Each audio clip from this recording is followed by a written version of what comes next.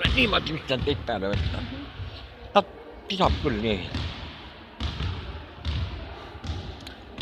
Katrin Luhamäe, Torma naiskodukaitse eestvedaja ja räägime praegu kabest, sellepärast et isadepäeva üritus seekord siin Torma spordihoones sai pühendatud just kabemängule ja lapsed on mängimas koos lapsevanematega. Miks just kabe?